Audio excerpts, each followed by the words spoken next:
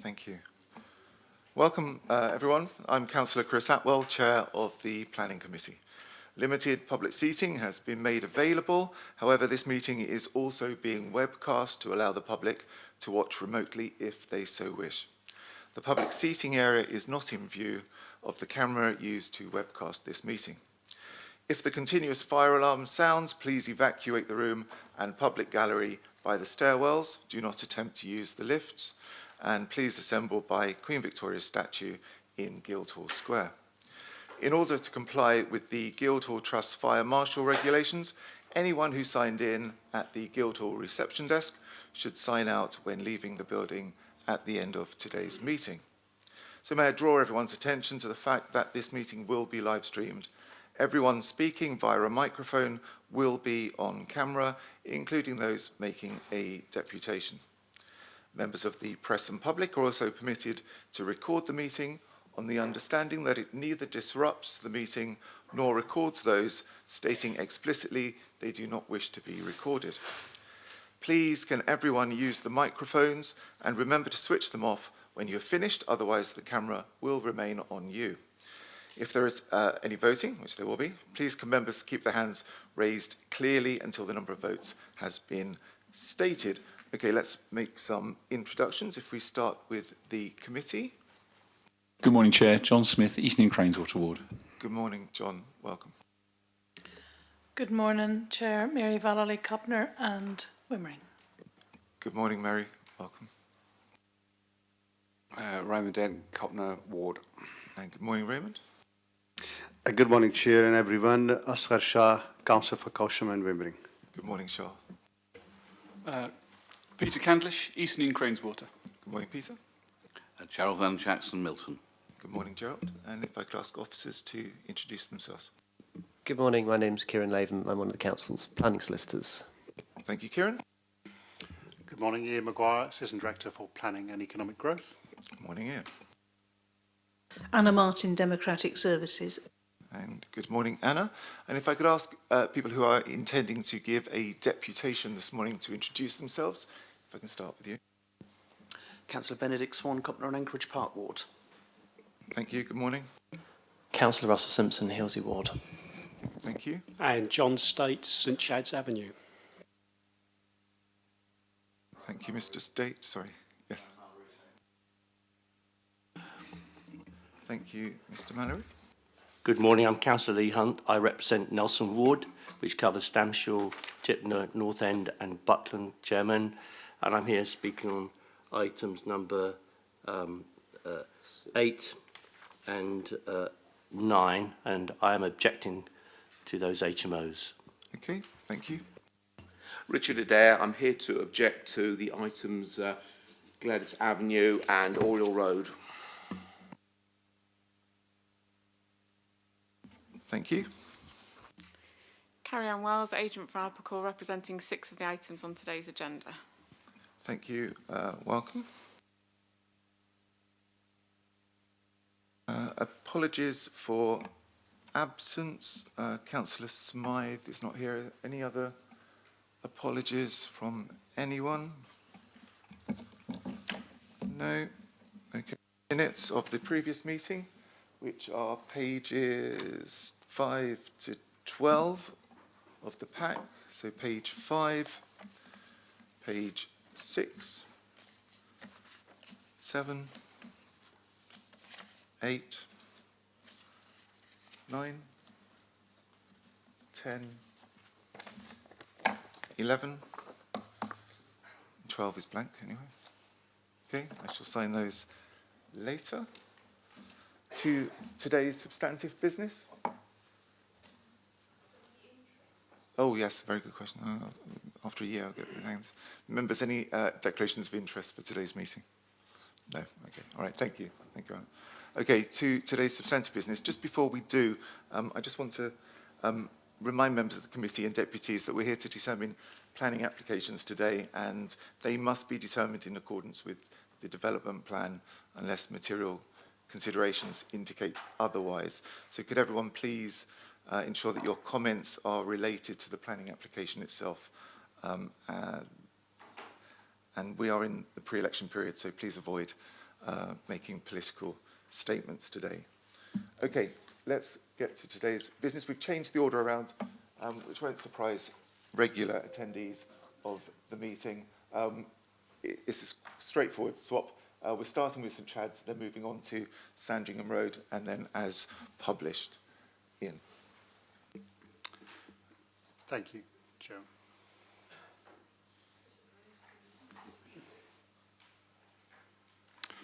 '61 St Chad's Avenue. This is an application for a change of use of a current C3 dwelling house to a dual use of C3 or C4.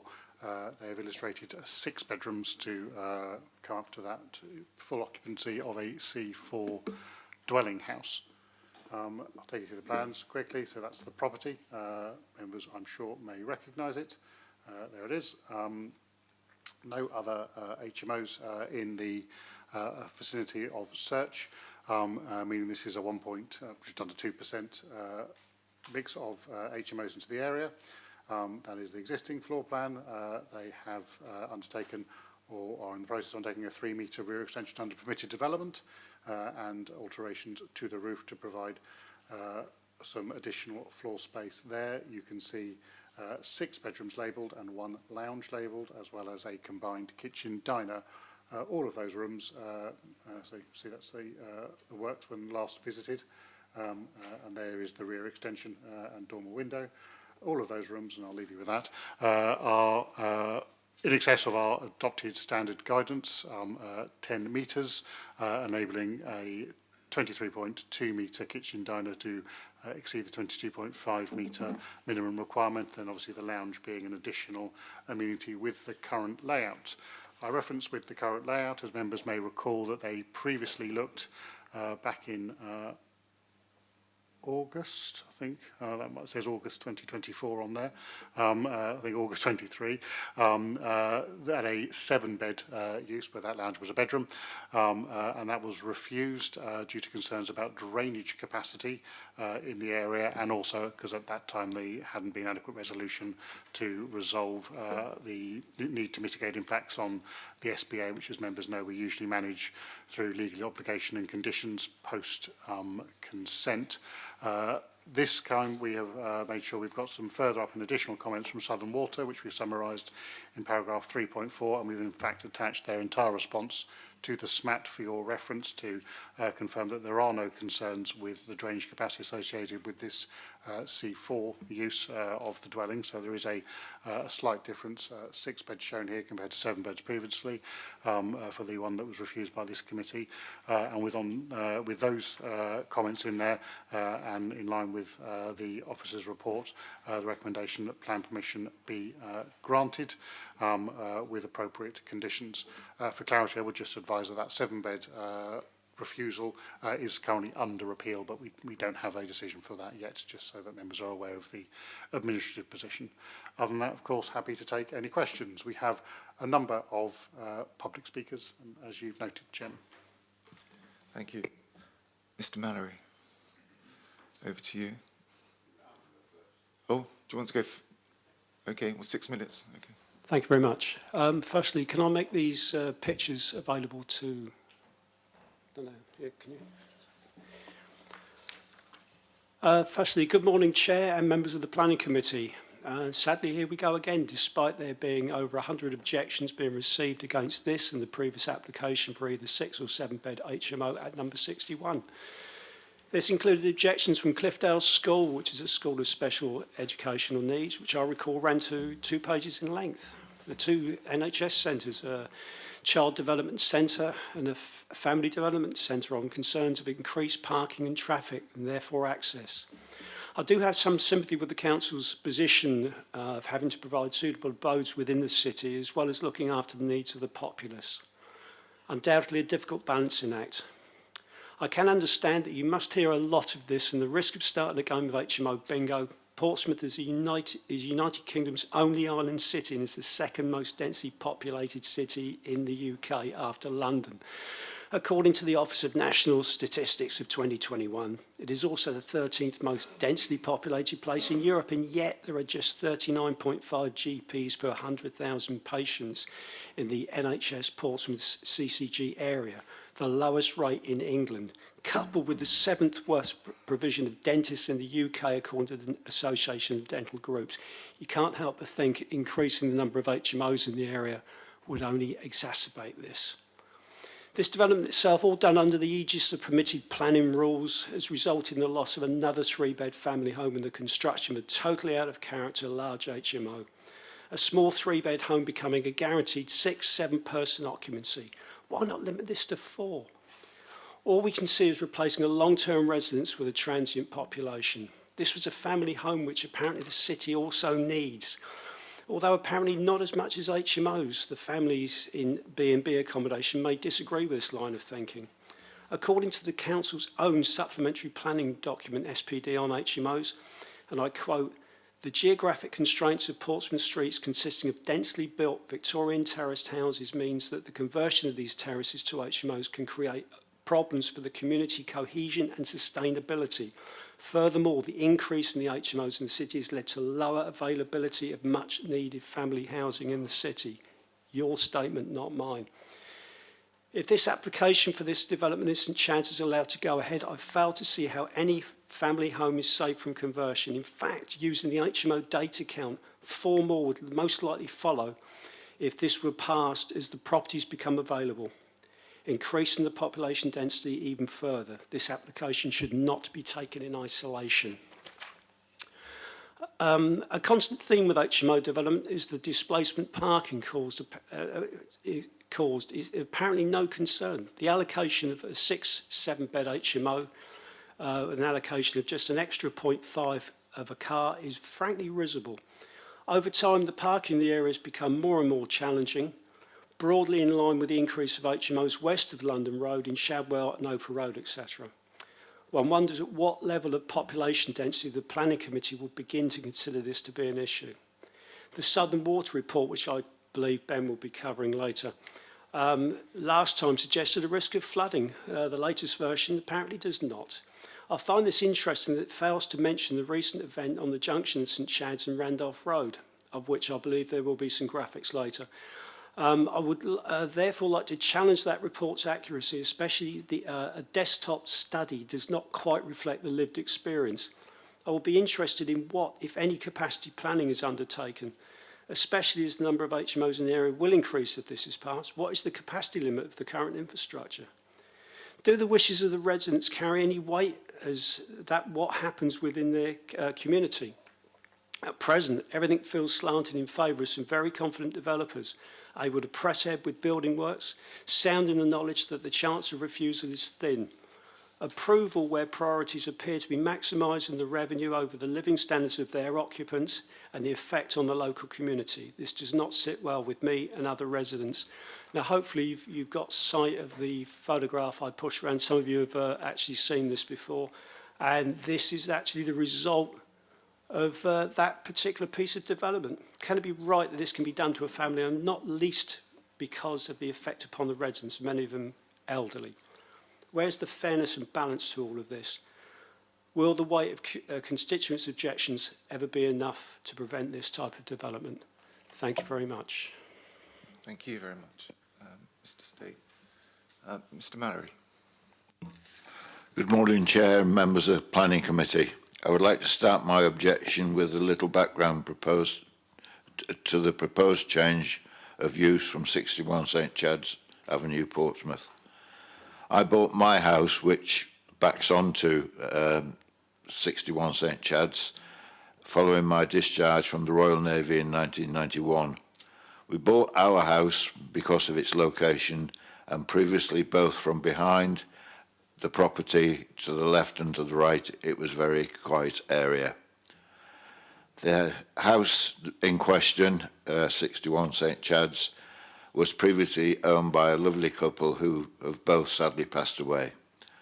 Everything was fine and dandy in our house until last year, when our lives were shattered by the commencement of the development which is now taking place in 61 St Chad's. My main concern is that the lack of consideration by the developer or the builder regards to the Party Wall Act, which we have had no formal interaction with the developer or the builder regarding the rear wall which divides our properties, following the demolition of the rear of the old store that used to be at the bottom, the roof. I am also concerned about the privacy that we have lost in our rear garden due to the size of the development. I should also point out that the proposed bathrooms in this new building do not have obscure glass in the windows. Neither me nor my family want to watch other people doing their ablutions whenever they please. It is also worthy of note that the rear extension now obscures light into the adjoining property at number 59 St Chad's Avenue, and it is again worthy of note that the rear extension drawing include a side door to the east of the extension. This is a non-existent door, as only a window is in place at the moment. The drawing also indicates that the extension will have a sloped roof from the main rear wall to about a third of the way down the extension. This again has not been followed. The rear main wall building itself is of shoddy workmanship. The drawing indicates that the cycle shed will be placed against the rear wall, which by my calculation will be very close to the patio doors leading out to the rear of the property. The issue has still not been resolved regarding how tenants will get their cycles from the front of the house to the cycle shed. It means that they will all have to come bring them through the property. There are other issues that have occurred during this building process with the following cases linked to the property. There was a planning enforcement case opened in July 23 regarding the unsafe gable wall. There was also a building control case opened in August 23. There was a health and safety complaint made in 2023. There was also an environmental health and noise complaint raised in September 2023. And there was a community protection notice S43 issued to the freeholder in October 2023 regarding an unsecure site, Slant Waste. I have a couple of pictures which show what the property looks like from the back of our house, if anyone would like to have a look at them. Thank you very much, Chair. Thank you, Mr. Mallory. Okay, so we have some councillors who want to talk. Who wants to go first? Want to go? Councillor Swan, 6 minutes.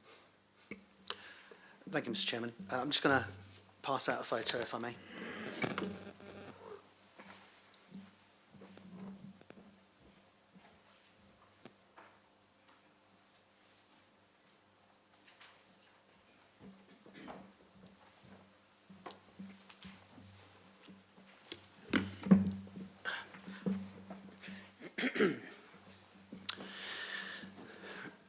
I'm speaking in opposition of the application for the now 6-bed, potentially 12-person HMO at 61 St Chad's Avenue. An identical application for this property has already been rejected by this committee. The application hasn't changed, and the concern raised with the last application have not been satisfactorily resolved. There are still essentially 7 bedrooms, 7 toilets, exactly as per the last application. We're just expected to accept that somehow by reducing the number of residents of the property by 1, that it magically erases all the issues previously raised. This really highlights a failing in the transparency of the policy. I don't think there's one person in the chamber right now that actually thinks that if this application is granted, we won't be back here in a few weeks to have the same conversation about the application, an application to increase the property to 7 beds. But the issue I want to highlight today is regarding the Southern Water report on the flooding in the area of St Chad's Avenue. In short, the Southern Water information is incorrect and can't be used as a deciding factor on this application. On the 23rd of February 2024, a serious sewage flood occurred at the junction of St Chad's Avenue and Randolph Road. Following direct neighbour complaints with Southern Water, particularly from number 59, which is the property directly next to the flood, Southern Water attended to resolve the issues and clean the site.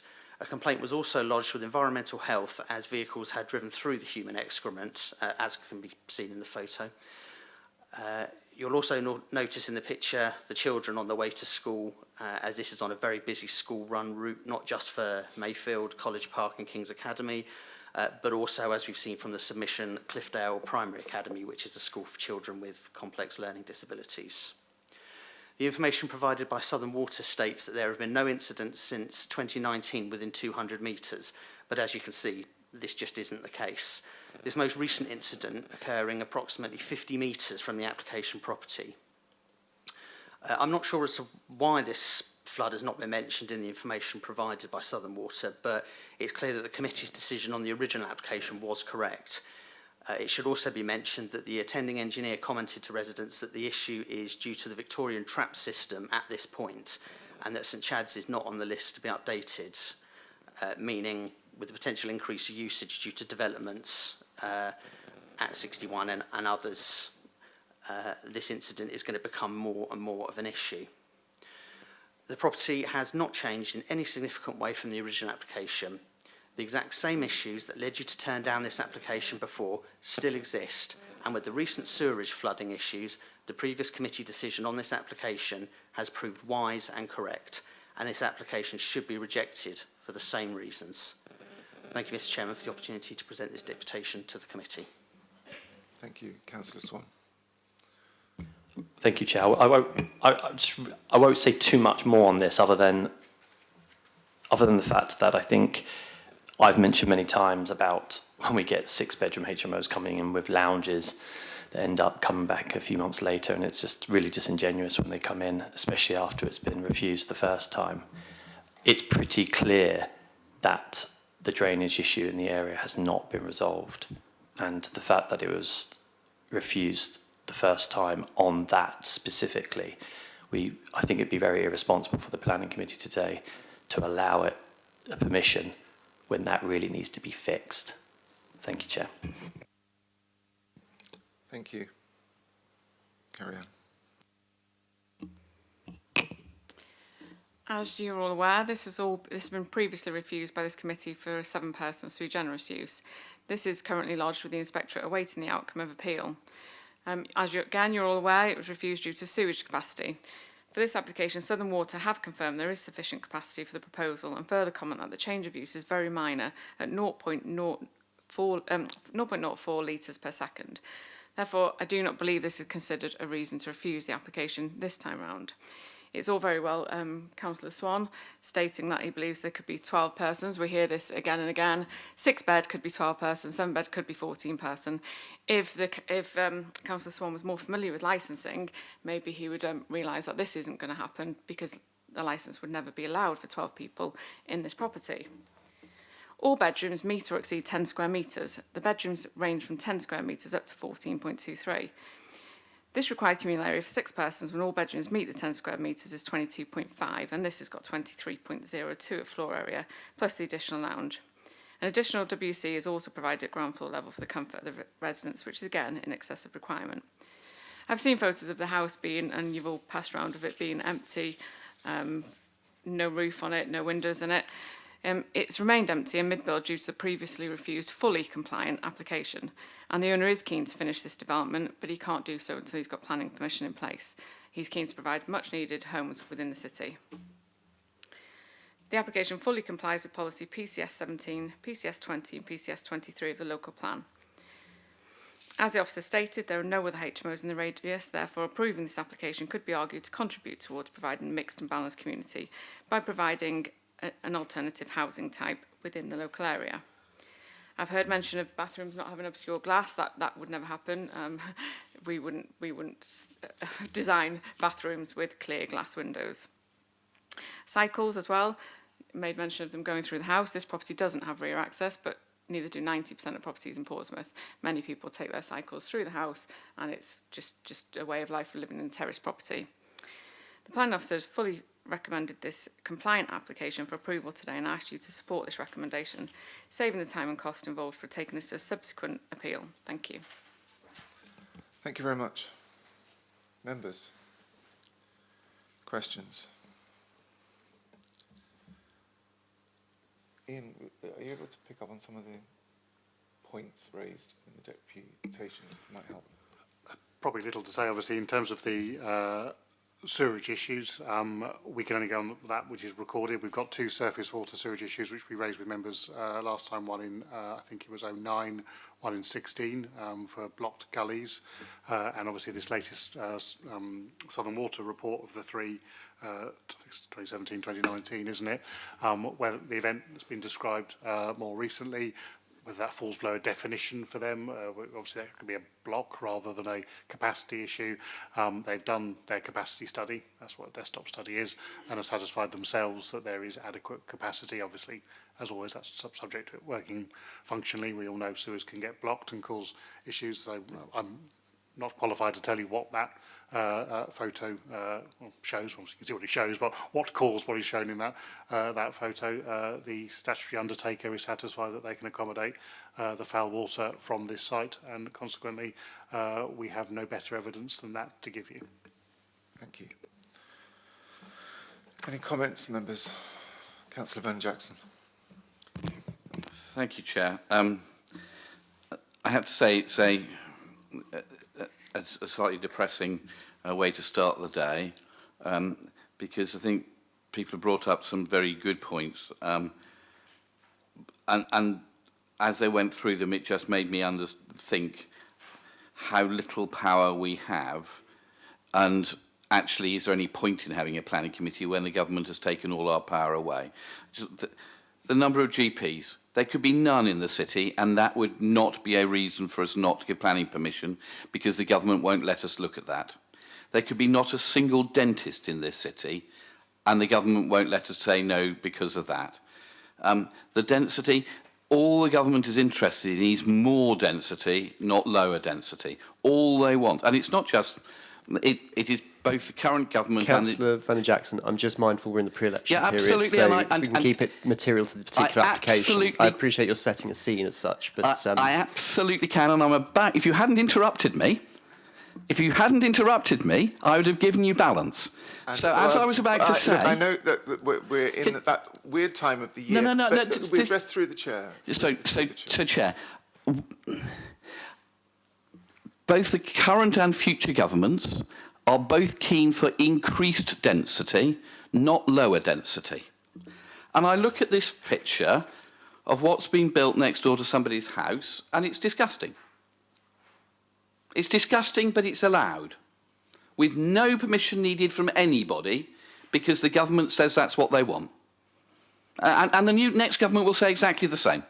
So it really fills me with concern that we have so little power. And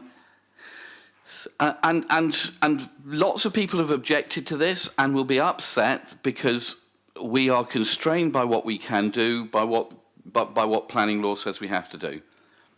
That really upsets me. But it seems to me, last time I proposed I think I proposed the refusal because of the sewage issue, because we had an example of something that was material, that had gone wrong, and it's come back to us today.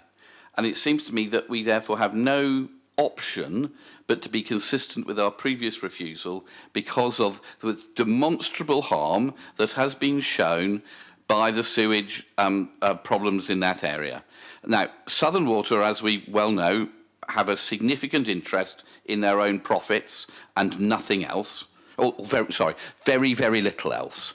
I think the other material consideration here is the objection from Battenberg, from the Battenberg Clinic, from Child Development Clinic on Battenberg, to say that they have significant problems already and this will make it worse. Therefore, I think on this occasion, And it's unusual because normally we can't find a reason to say no to something even though we don't like it. On this occasion, it seems to me, we have two reasons for refusal, which I would put in. One is for the problem of sewage, which is clear and demonstrable and has been evidenced. And the second is the problem of parking, which is going to have an effect on the NHS at the Child Development Centre. So for those two reasons, I'm going to propose refusal of this application. Thank you, Gerard.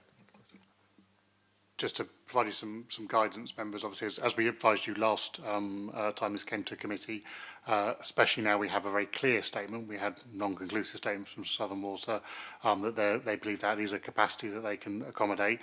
There is that risk that that would not be supported on appeal. It is your judgment, as it was before, but to update and reconfirm our professional advice. To add the further advice in regard to parking that was added there, so your Highway Authority and indeed your parking standards are clear that there is no policy basis to object to this matter on parking. And I am noted that this was not refused on parking for 7 beds. The consistency of now attempting to refuse it for parking for 6 beds is therefore quite questionable. I think that's useful advice. If we didn't say no about parking when it was bigger, then saying no to parking now makes our case weaker. Being consistent and just doing it on the sewage, I think let's take your advice. Even though all of us know there are problems with parking, planning inspectors who live in big houses with drives don't tend to think there's a problem.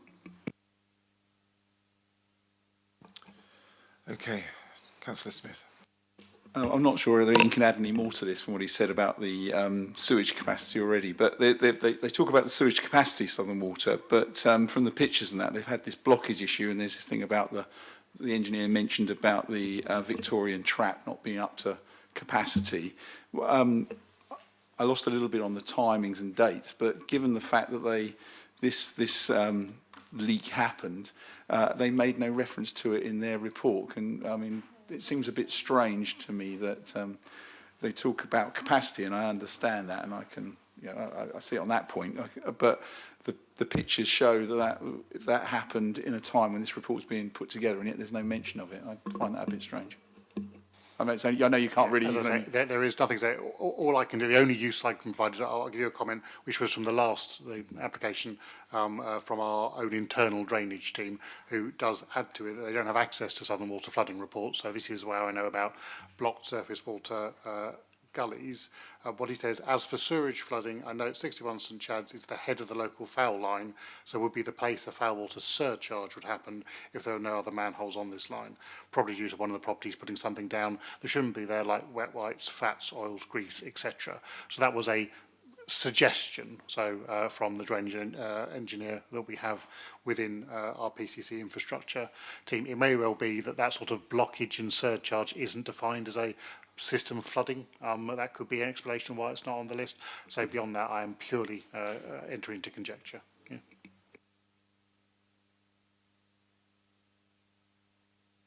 Yeah. Just to pick up on that as well, members, the point that I think is a bit of an elephant in the room in terms of evidence is that correlation will not equal causation necessarily in this case. And when they're talking about the imposition of surcharges and things like that, could you actually demonstrate that it's coming from a particular house, or that this one house would make it that much worse? I'm just a little bit concerned with that as a reason for refusal.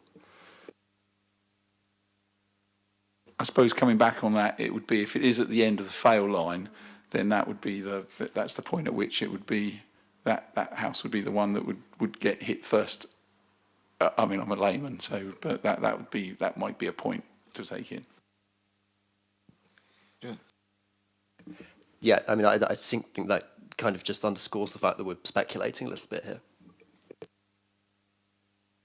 Okay, well, we've got a motion that's been proposed, but no seconder. Councillor Shah, I think your hand was up first. You're seconding the motion to refuse. Okay. Chairman, before we get to vote, can I just check with Councillor Vernon Jackson, that motion is effectively identical to 1.121 of the report, so in respect of drainage. rather than anything else. Obviously, I think you've walked away from your parking issue. I would also say that 1.1 to 2, the issue around SPA, falls away on this one because it is a C4 scale they're looking at that is considered to be comparable to a C3, and consequently we don't require that additional mitigation. So that additional reason for refusal, 1.1 to 2, is not professionally necessary, so it would just be that paragraph, so we know specifically what wording you are voting upon. Chair, I just had a brief comment. I would have picked up some of the points that Councillor Vernon Jackson had raised around densification and permitted development rights. And as a cyclist, I fully understand the day-to-day practicalities of carrying your bike from a home without easy access to a road to a place to actually use it, but unfortunately we can't use those. I absolutely agree this can only turn on the sewage question, which was the ground on which we rejected it last time. And since that is still going through, it's an appeal, I don't think the difference between 7 and 6 makes a difference to what we should do. And I think the question around Southern Water's report on capacity, although it does address the issue, capacity is simply the size of the pipe. The real capacity of a site depends on other things, and we've spoken about some of the reasons which might cause this to be a less good one. So on that basis, although I fear that the result may go against us, resulting in charges being brought against the council ultimately, I support the recommendation to reject this application. Thank you. Well, we've got a motion in front of us that's been proposed and seconded. Is there anything else, members? No? Okay, we shall move to the vote. Members, those in favour of refusing planning permission, please indicate.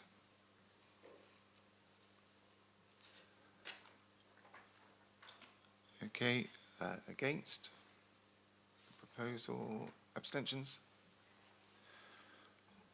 Thank you. So planning permission is refused for the reason given, with 6 votes in favour, none against and 1 abstention. Thank you, Kieran. Okay, Sandringham Road. Thank you, Chair. For Sandringham Road, this is one of 4 applications on today's agenda where officers are satisfied plan permission is not required, as the change of use of it is not material. This is a change of use from 5 beds to 7 beds. So under the current MO of the committee, members may wish to consider that fact before discussing any matters of merit. Turning to merit, members will note that this is an area that is already substantively covered in HMO, so that's the property, so there you can see there a large number of HMOs in the area already, 26.8%. So the merit would be not whether we should have an HMO, it's whether the increase of 2 occupants from the 5 bed as was to the 7 bed as is proposed would be materially detrimental to amenity. Officers are satisfied that that wouldn't be detrimental to amenity in this case. Members may also, if plan permission is required, wish to consider the layout and size of the rooms. That's laid out in the table at paragraph 5.5 in terms of size, and the plans can show you the layout. We believe these are all well-sized rooms and obviously all well in excess of your minimum standards. Consequently, it would be a policy compliant application should plan permission be required, but as noted, we believe it is not, so members may wish to consider that. We did have one objector, Mr. White, who I don't believe is here, so we only have the agent speaking. So. Thank you, Ian. Carry on, over to you.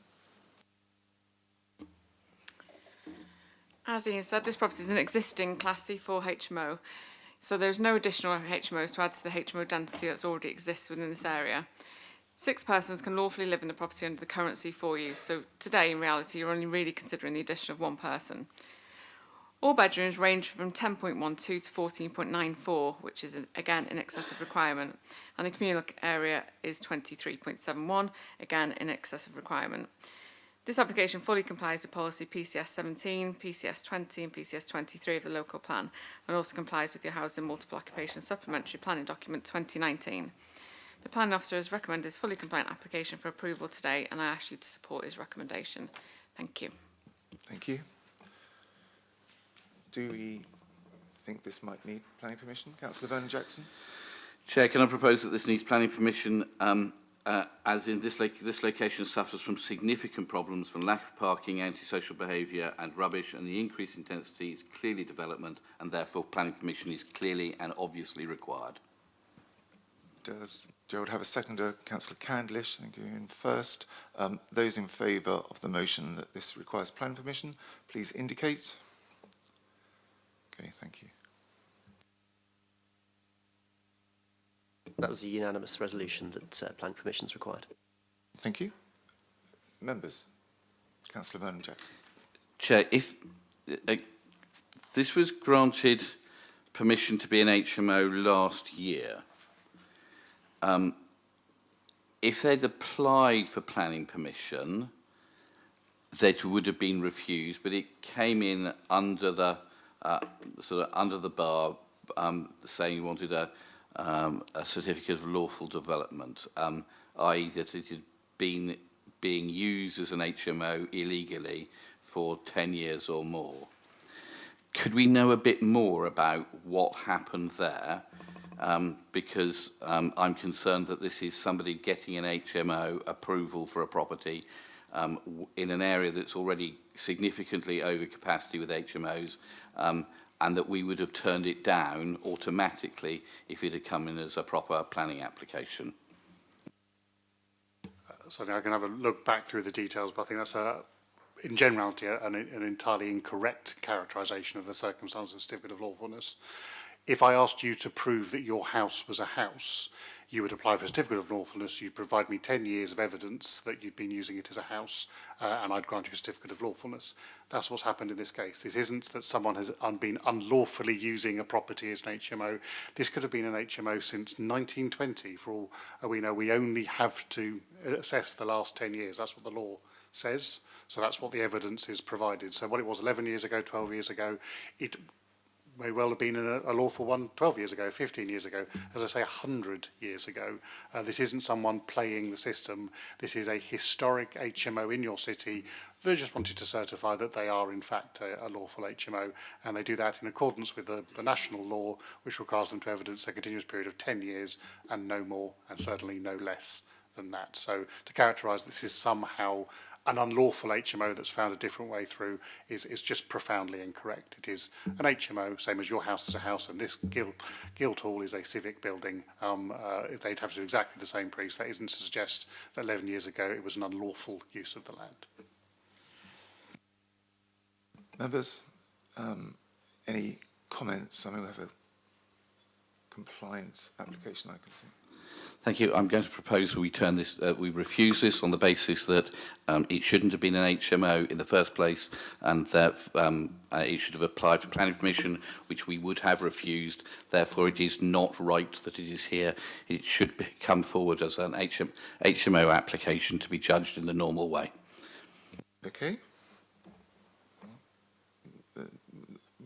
You'll have to wait to find if somebody wants to second that. I'm going to move the officer's report to grant unconditional permission. It's a fully compliant application as far as I can see, and I think Councillor Smith's seconded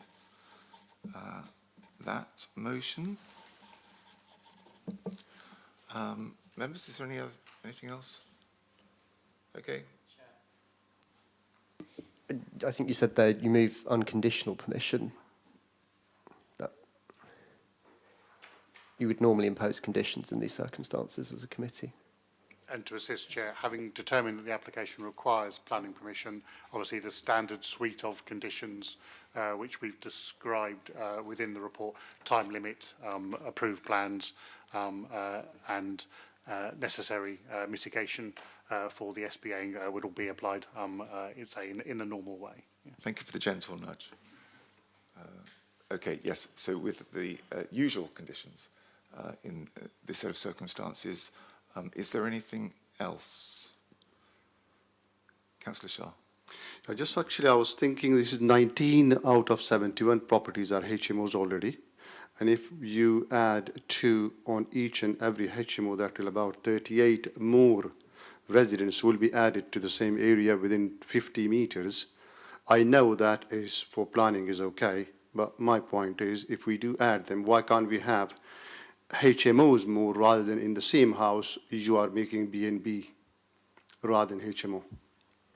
Well, again, the material planning considerations are the business we're in, and as far as I can see, there's no reason to do anything other than move the officer's report with the conditions that we usually apply. So unfortunately, I think we all hear you, but I think that's where we're at with this particular application. Councillor Candlish.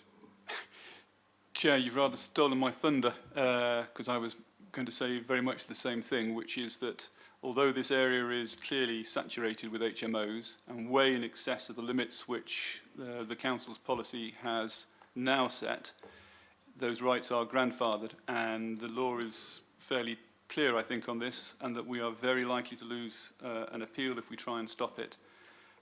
So whilst I understand the reasons for concern by the local residents about even more, I will be supporting the officer's recommendation. Okay, unless there is anything else, let's move to the vote. Those in favour of granting conditional permission, please indicate.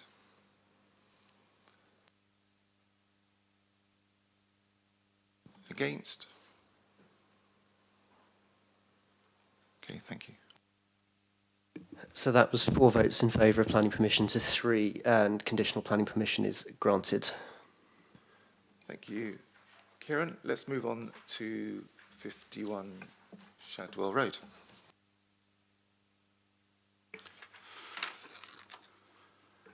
Thank you, Chair. 51 Shadwell Road. This is a change of use of a C3 dwelling to a 7-bed property. It already has planning permission to change from a C3 to a C3 or C4, but they haven't yet implemented it. So its last lawful use was C3, so it needs planning permission to change into the proposed 7-bed dwelling. There it is. That's the property. As you can see, it's an area, there's a couple of HMOs, that's just under 6%. That is the existing floor plan. That is the existing elevations. That is the proposed floor plan. That is the proposed and updated elevations. There is the property that members will recognise. For some members undertook a site visit at the site on the 18th of April following deferral from this committee. 4 members of the committee attended and had a look at it. Part of the need of that site visit was because the original plans as submitted incorrectly showed the form of that rear extension, as you can see from the photograph, and now the matching elevations. It is a flat roof extension. Previously a pitch roof was shown on that extension. Should say the extension doesn't form part of the application you're seeking to be approved, but certainly cause understandable confusion with members. So that has now been corrected within the drawings and obviously the report. The application therefore comes back for your determination, having that corrected and members having the opportunity to have visited the site. As you can see, the application room sizes detailed on page 36, which is in the part of the agenda before we repeat the previous report. All the room sizes are over or meeting the 10-metre standard, with a 25.8 metre communal kitchen diner meets your minimum space standards, and the layout overall, go back to that layout, overall is deemed to be acceptable. I would just add, I know members, when they were looking at this prior to deferral last time, were discussing the windows into bedrooms. Bedroom 2, so that's the middle bedroom on the left-hand image in front of you, was one that I know was discussed. Obviously, that is the current living room, and it has consent to be a living room in the 6-bed version of the HMO, which is already consented, and consequently being the main habitable room for daytime activity has a greater need for daylight and sunlight than a bedroom arguably does. So that's already been deemed acceptable by this council, both you, the planning committee, and the licensing team to that extent. So consequently, while the nature of Portsmouth Terrace houses and the long light wells we see between those rear projections does mean that there is limited daylight and sunlight on those ground floor rooms. As I say, it is a pretty norm for many hundreds, if not thousands, of properties across the city, and is certainly not something that I would recommend justifies a reason for refusal, nor did this committee believe so when that was a lounge, providing the main habitable space for residents to enjoy in that sense. So the scheme is considered to be entirely compliant with your policies and recommended for plan permission subject to conditions as laid out in the early sheets. So apologies for any confusion with the layout. We've given you an addendum report to that which was deferred. So the conditions are provided in the covering report, which is on page 36 and 37 of my bundle at least. We have a written late deputation from Mr. Henry Thorpe, which, because it was quite short, we just put into the SMAT, so I draw that to your attention as a late letter. As you know, we usually summarise those, but as it was sufficiently short, we've just pasted it straight in for you to read, should you wish. Thank you, Chair. 6 minutes to use as you will. Yes, thank you. I'm going to actually read out with permission, I'm going to read out Henry Thorpe's, what he's written. It's very to the point, mainly because 2 weeks ago I actually read a deputation on this. I'm very impressed that it's come in so quickly. But Henry, I'll read what Henry Thorpe's written. Can I question the development? Having, now that you have visited it, you should be able to appreciate that is overdevelopment of the site. I know actually only one member actually visited it, but that's done. Well, I was only told one. As you are aware, I have campaigned against Soup HMO for a number of years, and this is one is within a couple of metres of my property, overlooking my garden. I have had no notification because I am in the neighbouring road and it isn't even displayed. You need to control the size of these properties, even given the limitation that is given to you because of permitted development. The report states, 3.3, the applicant has stated that works to extend the property will be undertaken under permitted development without the need to apply for planning permission. These works include a rear dormer and roof lights to the front roof slope. These works are not included in the application. They should not be considered as part of the application. I would counter this argument by saying that this is part of the report probably isn't true, and I would also ask if I were a committee member what this means. Are you approving the plans as submitted, or are the plans not approved even if passed by the committee because of this statement? Why is it not assessed by the planning officers as part of the application? The rear part of the building is, I would guess, a post-wall extension, drop in the roof ridge height of the rear projection, different construction if it is rendered. Dissimilar to the neighbouring property on one side doesn't have an example. If this is the case, the permitted development rights for the property have been used up as exceeded. You are then in your rights as a committee to reject the loft conversion into the rear projection and the ground floor further extension. The building up to the recent incomplete building work certainly been in place for 10 years, so would get retrospective planning approval. But it would also invalidate the claims made in the application and give you the ability to control it further. I have nothing more to add. Thank you, Chair. Thank you. Well, I'm happy to let Mr. Thorpe know there were 4 of us there. I don't know why you thought only 1. It's definitely 4. Yes, my maths is... Maybe because we're all so slim. Well, 5 actually. 5. Sorry, 5. Yeah, I did come at. It was 5, 9 yes. till. Just for clarity, it was from 9 till 10 was the open window, wasn't it? And I arrived at 20 to 10, so I did get to look at the front of the building and through. You can see through to the back, so I could see what the point that I had raised. I could see it made it clear to me, but I didn't get to go in because obviously, just for clarity, like the other 4 of you had gone at that point, but I did attend the site. 5 of us had the opportunity to see what's happening. Okay, thank you. Members? Questions? Well, only, and I suggested, I think, that we looked for a deferral. I was concerned about the whether on the first floor there would be an extension which looked like that from the plans we had last time, but that's not the case. So the first floor window is existing, so whatever concern I have, it's the concern that's lasted 110 years there, and therefore it doesn't fly in terms of a reason to say no to planning permission on that one. So thanks, colleagues, for bearing with me and coming for the site visit. I have to say, I think that the lack of light on the ground floor bedroom is difficult. It's a room that clearly used to be a kitchen and will now become a bedroom, but not just a bedroom, but because of our policy, it's big enough that the person's meant to live in there most of the time, except when they're cooking. And but I don't know, and I'd be interested to see what other people think, whether that is a strong enough reason for refusal. It is a very different space, having a kitchen, than a room that you're meant to be in all the time. And this developer has asked for permission to have a lower standard of communal space, because people who live in these rooms will live in them all the time, except when they're cooking. So I'll be interested to see what other people's feelings are. But it was really very dark in that back bedroom on the ground floor. Yeah, no, it was a useful visit, wasn't it? Light in terms of materiality and what we're lack of amenity. I think it's PCS 23 from memory that we're meant to make sure that in places where people live that they've got good quality, including access to light.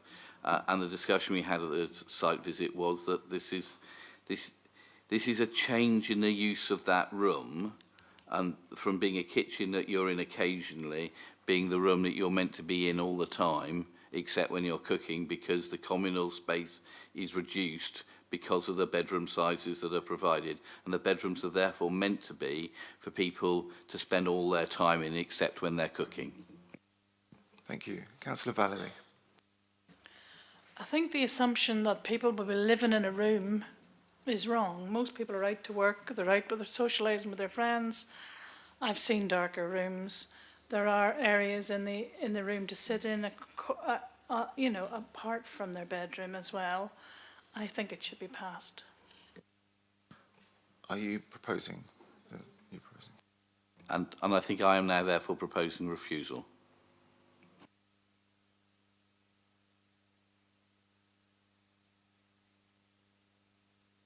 Okay. Any other comments, thoughts? John. Yeah, Chair, thank you. I would second Mary's point on proposing it, actually. My question from the last meeting was that the photographs and the plans didn't line up, didn't tally, and that's been cleared up now by the new plans. I mean, there was a conservatory on the back, and was that an addition again onto the back or not? And now that's been cleared up. So on that basis, I would be seconding moving it forward. Thank you. Thank you, Councillor Smith. Councillor Candlish. So I had been minded to approve this based on the learnings from the site visit, because it had cleared up the problems that we had with the original application. However, this issue of the new query as to whether the light is adequate, I think is quite material. And although it is true that there are a lot of bedrooms like this across the city that people already live in, we actually have the opportunity to control this one. And if we look at the size of the room that is provided, it is pretty small.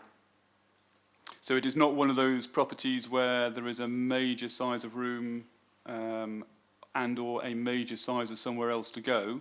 So we are setting up for the future for this to be a small and, from the site visit, somewhat dark room.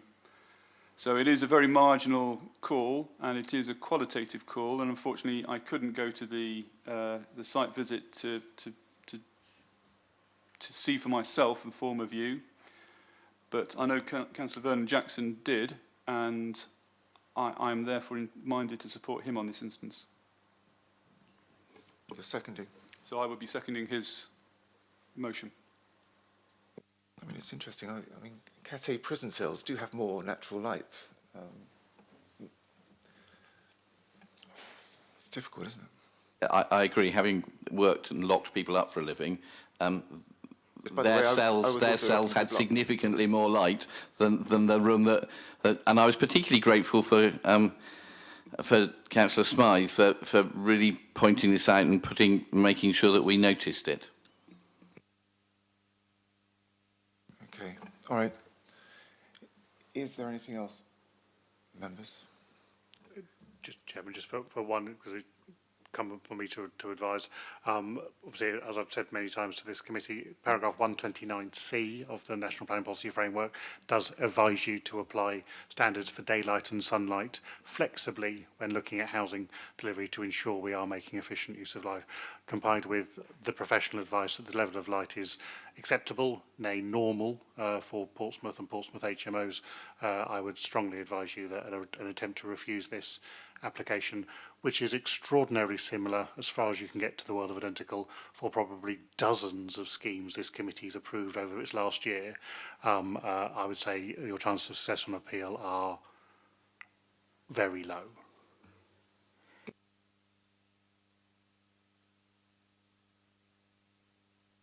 Again, it's not a prison cell. People won't be locked up. They have options to go out.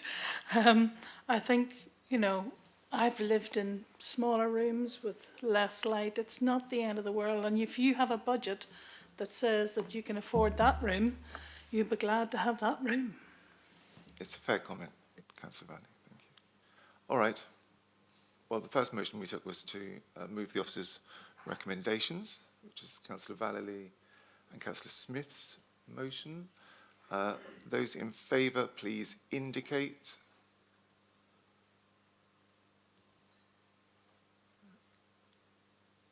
Okay, against? And abstentions? Okay, so the motion to grant planning permission in accordance with the officer's recommendation has failed. It had 2 votes in favour, 4 against and 1 abstention. So there is one other motion on the table. You may wish to go back to debate before passing that motion. So, the motion to refuse, is there anything further anybody would like to add? Peter? Chair, Sorry, apologies. Chair, the only point I hope we include is that I'll be honest, I'm right on the cusp about what I should do here, because I recognise the reality that we have probably passed similar properties with similar issues, and I too have lived in smaller, darker rooms and survived. However, in this instance, we actually did have a group of councillors who went out and inspected and came away with a view. So that would be the strengthening of the reason for refusal. Okay, Ian. Just for the administration, we obviously didn't have any specific wording from the motion, but it is, I think, relatively evident, but just so that we're all on that same point, that it is the degree of light to bedroom 2 that is the concern. So it is the quality of the living environment in bedroom 2 that is the concern, and that obviously would be contrary to PCS 23 of the local plan. Just confirming that is correct, and obviously having refused the application and consequently the additional work that may be needed to fully mitigate the impact on the SPA, then we would probably need to have an additional technical reason for unmitigated impact on the SPA, though I would ask that that be delegated to officers just to check exactly what legal submissions we've already had. Sometimes they put in the 111 in advance. I haven't had a chance to check that. So it would be unacceptable living environment in bedroom 2 for future occupiers, contrary to PCS 23, and delegating to officers for an additional reason for refusal associated with the SPA if necessary. Okay, I'll propose in a second. Just happy with that. Councillor Smith? going to say it could be, I mean, it's for another day, isn't it? But it could be overcome by then increasing the size of the door into a patio door or something, or a wider window, a longer window, couldn't it? So if that's the point for the, I'm talking for the... All right, well, look, go on. I was only going to commend Councillor Smith's comment. Okay, right, well, Members, if I may, because you have no hope of winning this on appeal, as I've said. If there is, and it has been mentioned by 2 members, we feel that a opportunity that if something like a patio door would overcome this reason for refusal, you are able to defer the matter or even grant it with a condition that that window be redesigned, because it is just one aperture to change and move forward. I think rather than a complex, lengthy and expensive to the public purse appeal, if that is all you would be looking for to overcome your concerns, a grant with a condition would resolve that, or indeed a deferral to allow for a design to be brought back to committee as a more burdensome but equal outcome are available to you as a decision.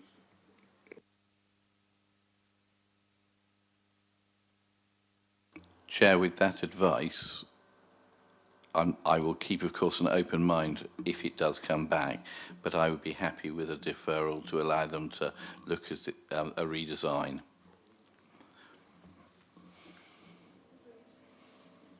So what Ian was suggesting there was A, a deferral, B, a condition that would see the permission granted today, and then obviously we've got the current motion on the table, which is to refuse it. So we'd be looking probably to have that, because that motion would need to be withdrawn effectively, or you could take the vote and turn it down. It seems a bit clumsy. I would probably just withdraw it. And if we're just going for a straight deferral to ask them to look at it again and come back with a better design to make sure there's more light in that bedroom, then I'm happy to withdraw my motion to refuse, but not with a presumption that we're going to say yes in the future. We have to come to this with an open mind when it comes back to us.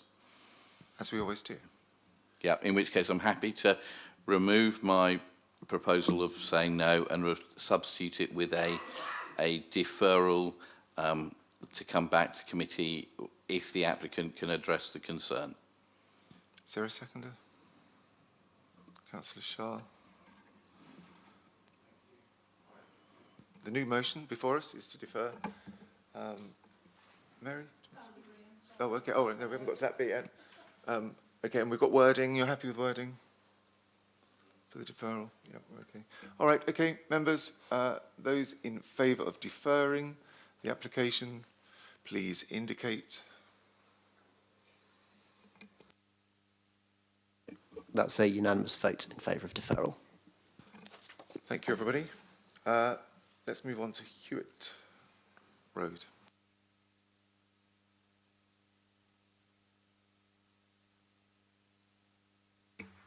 (22) Hewitt Road. This is an application for a change of use from a C3 dwelling to a 7-bed dwelling, so plan permission is required in this case. There is the property.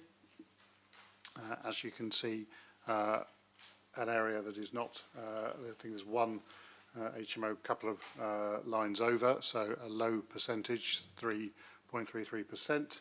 Existing floor plans, proposed floor plans, as you can see there, permitted development, a large permitted development, one of the larger ones, has been approved to be undertaken on the site, enabling the bedroom to be in the back of the property, as well as an adequate living space in the middle of the property with the patio doors. Those room sizes, which are all 10 or all above 10 metres, are listed in the table at paragraph 8.12, and the communal living space of 22.8 is of course above your 22.5 standard. Elevations, should you wish them, as you can see, the works are largely complete on site. There you can see the large extension in brick. The application is therefore fully compliant with planning policy and recommended for conditional plan permission.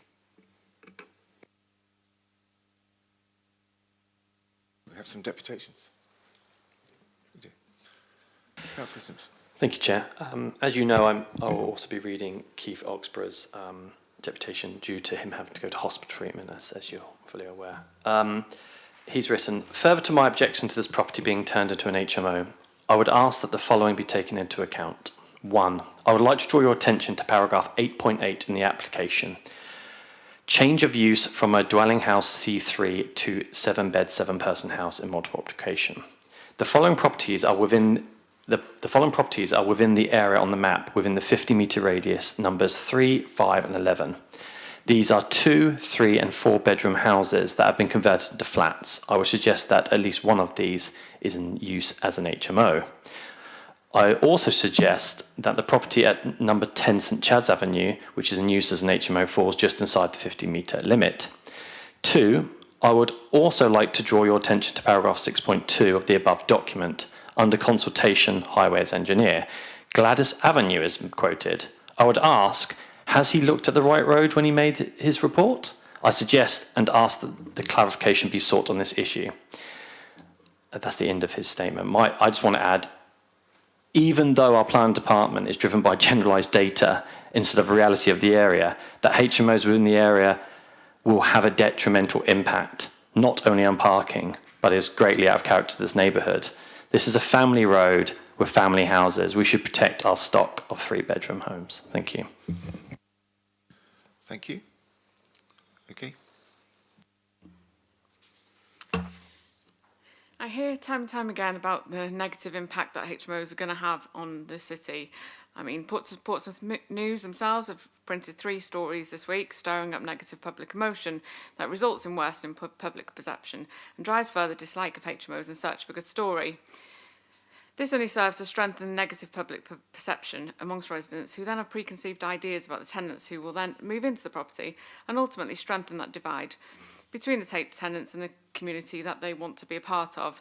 I don't think this is particularly helpful, and I still feel like, you know, you come here demonstrating all the negative things that you hear from, but also the people that live within these HMOs are also your constituents and deserve a good home within the city. I'm sure many of you in this room have actually lived in HMOs, and I doubt that they're of the standard that some of the ones that are in Portsmouth currently, much higher than some of the ones that I see all over the south coast.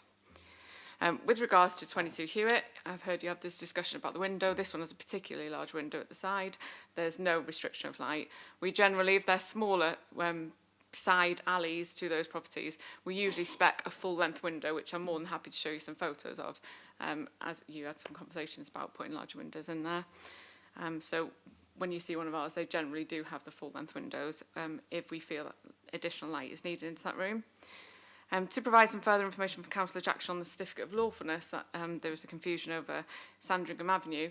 All of the applications that I've dealt with for our clients for certificate of lawfulnesses have been HMOs prior to the Article 4 direction. So they're not illegal HMOs. They were perfectly within their rights to use it as a HMO prior to the Article 4 being implemented, and was a perfectly lawful use at that time. And they've used it consistently throughout. So no illegal use of HMO. Just wanting to lawfulise that use as they can or cannot, don't have to if they don't want to. With regards to 22 Hewitt specifically, all bedrooms meet or exceed the 10 square metres. They range from 10 to 17 square metres, so spacious bedrooms, and it provides 23 square metres of floor area. All the bedrooms also benefit from an ensuite. This particular property benefits from rear access, so it does allow easier access for cycles. Whilst I appreciate most of the houses don't, you know, tenants that are making that choice, if they are keen cyclists, this would be the type of property that they would probably opt to live in. The application is fully compliant with policy PCS 17, PCS 20 and PCS 23 of the local plan, and the plan officers recommend it fully compliant application for approval today. I ask you to support this recommendation. Thank you. Thank you, Karen. Members? Anything? Chairman, before we go to members, just to pick up one of the things covered in deputations, a query was raised around the highway engineer's comments at paragraph 6.2. With apologies, that is a typo. I've just checked the highway engineer's comments in full, and what he's actually written is exactly the same, but Hewitt Avenue is a residential road with amenities and public transport in close proximity along London Road. The property is situated outside of any controlled parking zone. However, appears there are a range of parking options available on street within the surrounding area. So apologies, that is a typo because obviously officers, no big reveal, do overwrite other reports, so they didn't connect that, but the wording is identical from the highway engineer with the training of taking out Gladys and putting in Hewitt and taking out and it and putting in however. So the recommendation remains unaltered by that, with my apologies.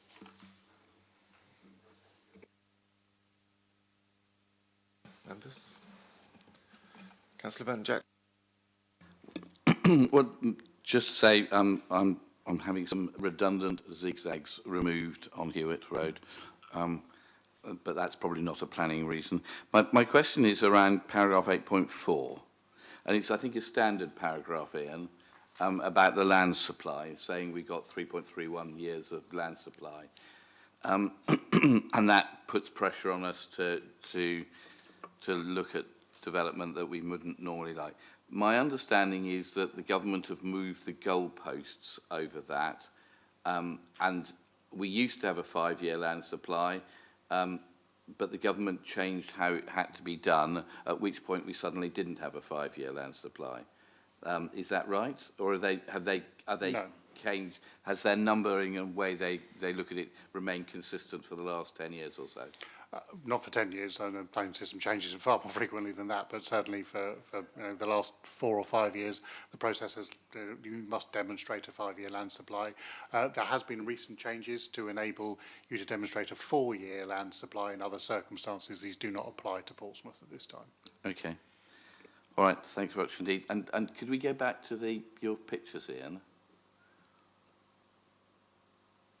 Because I thought it was an incredibly good, no, next way, the photograph. Yes, I thought that was a particularly good example of absolutely appalling development that we have no ability to stop. The way in which that incredibly intrusive and far too large rear extension on the second floor, I just think is horrible, overpowering, changes the street, and yet we have no power to stop it, which is absolutely terrible. But I suppose we've got House of Commons filled with supine MPs. Okay. Councillor Dent. Yeah, my concern is, and it's a favourite one of mine as usual, the sewerage system. Hewitt Road is next door, is the next road to St Chad's. We just turned down one because of the sewerage problems, and I'd imagine this is going to be exactly the same problems if we keep adding more and more and more wastewater into the system. Thank you. Members' comments. Much as I don't like this, I'm going to propose the officer's recommendation because I don't think we have a leg to stand on to say no to this. With our colleagues in St Chad's, they came up with specific evidence about what was the problem there, and that gives us something specific to hold on to. Not that one would wish to hold on to, but a specific reason to say no. And I think if we're going to turn things down, we've got to have specific things. Because otherwise we're on a hiding to nothing. So in this case, I can't see a reason that I could think of that's defendable in an appeal. Therefore, I'm happy to propose officer. Well, no, not happy. I will propose officer's recommendations, but with reluctance. Members, Councillor Valley, seconding. Okay, thank you. Okay. Anything else? Those in favour, please indicate.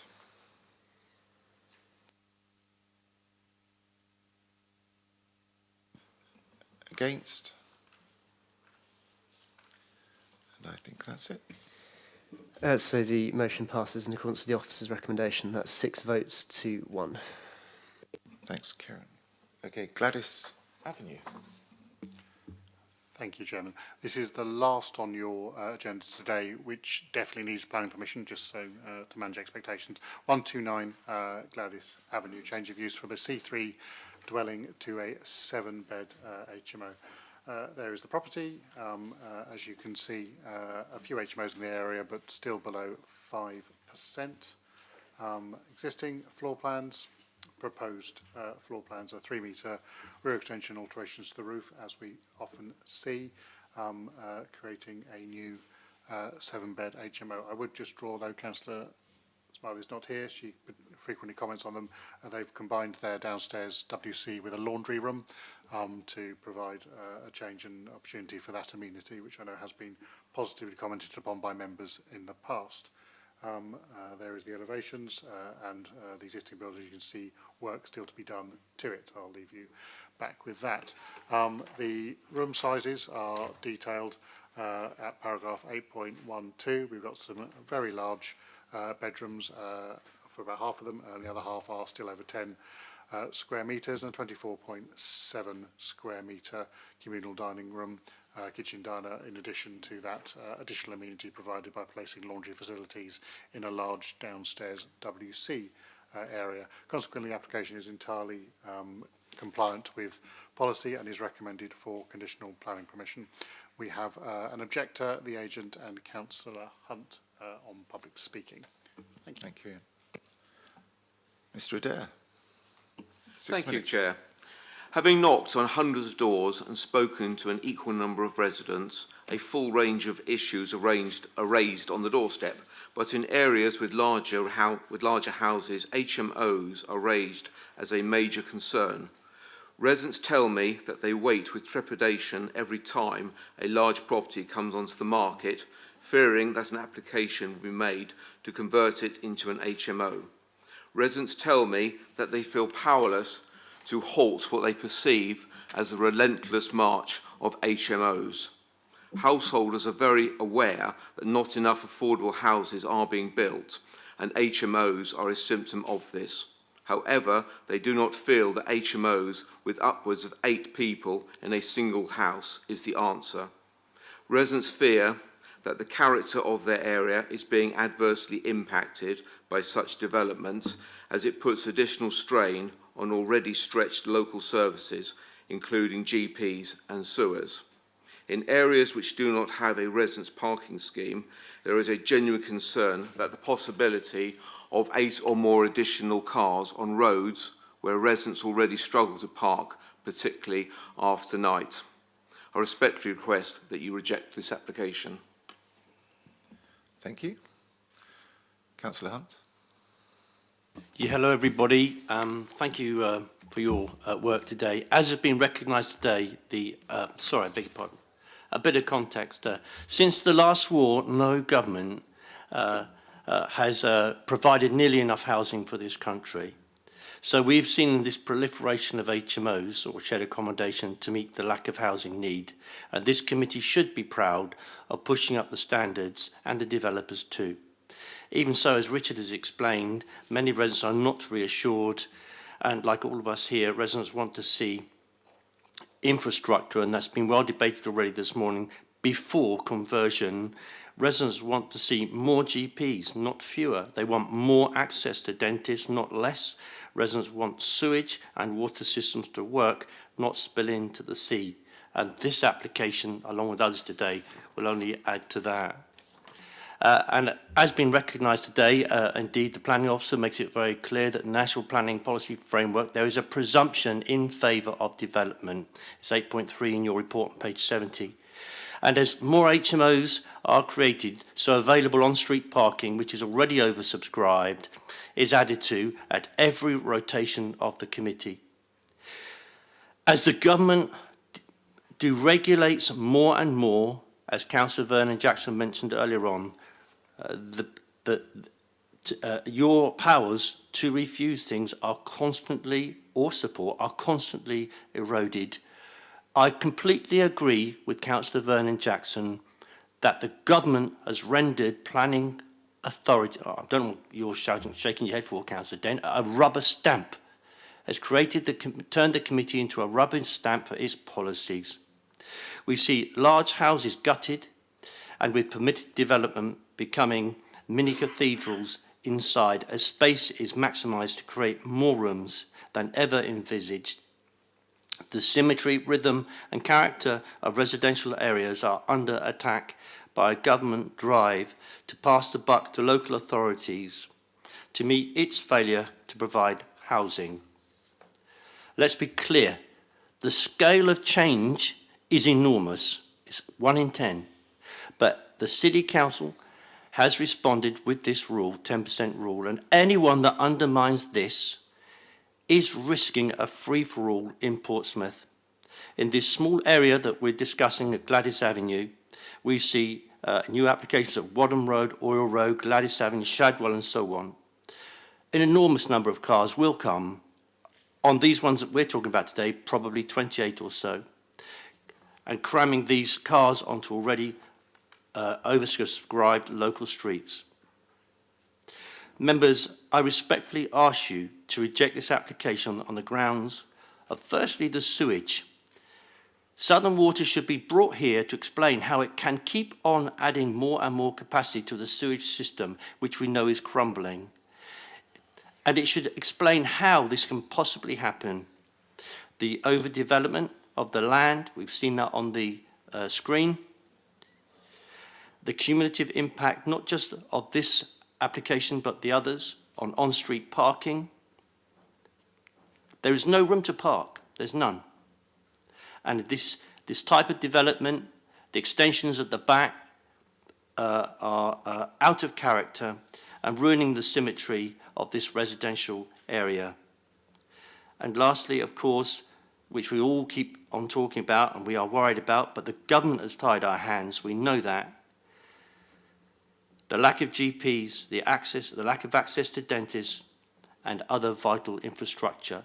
For those reasons, I would ask you to turn these down and send them to the government planning inspector if he wants to overrule them. That's his or her matter, not ours. Thank you, Councillor Hunt. Of course, our task is to consider each application on its own merits. That's what we do. Okay.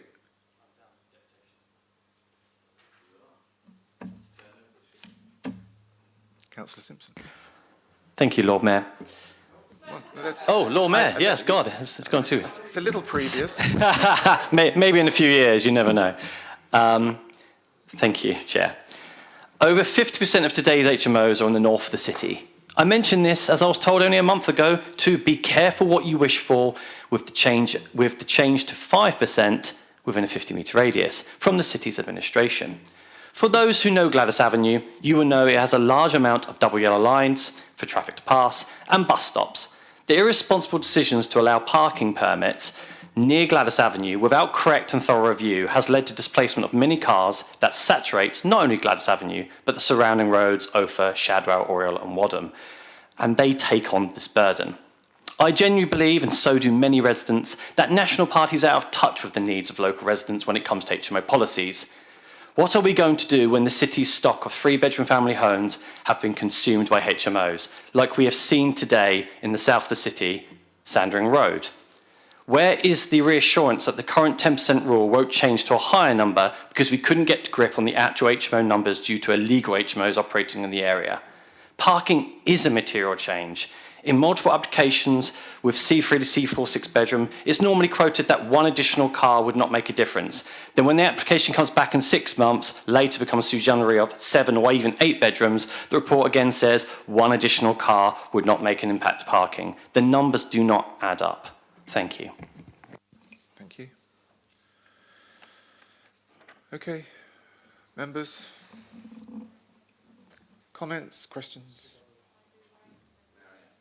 Oh, sorry, carry on.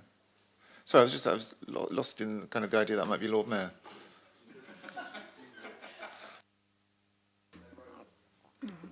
Thank you. I just wanted to pick up something this gentleman said about talking to neighbours and not being happy with HMOs. We do manage a portfolio of HMOs now, and I can confidently say that they are managed the way HMO properties should be managed. And I would like to invite any one of you to visit and talk to neighbours. I can say with confidence that they will all say that living next door to a HMO is not the negative experience that they expected. The tenants that live in them are happy in their surroundings, and we deal with any maintenance issues or any other issues promptly. On the sewage, I just wanted to make a point that as children live at home longer, it's perfectly usual now to see, or normal practice, to see 6 or 7 persons living in a C3 family home. In fact, I work with somebody who is in that same situation, who lives at home with his brothers and their girlfriends have moved in. I never hear sewage concerns when C3 properties are considered at this committee. With a HMO, it is strictly regulated as to the maximum number of residents that you can have within the property, and with a C3 home, this is limitless. So I don't believe this argument is justified when specifically applied to HMOs time and time again, and not actually C3 family homes. With this property, all C3 bedrooms meet or exceed 10 square metres and have got the additional ensuite. It also has the additional laundry room, which we try and encourage our clients to provide. It has a downstairs WC as well, which is useful for the tenants. The application is fully compliant with policy PCS 17, PCS 20 and PCS 23 of the local plan, and also complies with the Housing Multiple Occupation Supplementary Planning document. I ask that you fully support the officer's recommendation for approval today. Thank you. Thank you. Members? Questions, comments? Gerald? I have to say, I went down Gladys Avenue in working hours, and I was amazed at how difficult it was to get round. It was just jam-packed. So I think we need to be realistic. There are 17,000 more cars in this city over 10 years than there were before. And the proportionate increase in vans is even higher. So we're in a situation where people are choosing to buy more and more private vehicles, and there isn't any extra parking. Our roads were all built 100 years ago, and that's going to give everybody a problem. The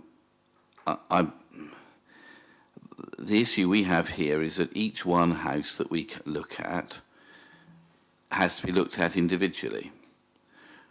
When we get to the local plan, I think we will need to spend quite a bit of time thinking about what our parking policy is in terms of the overall planning thing, because that's the right place to put the overall policy.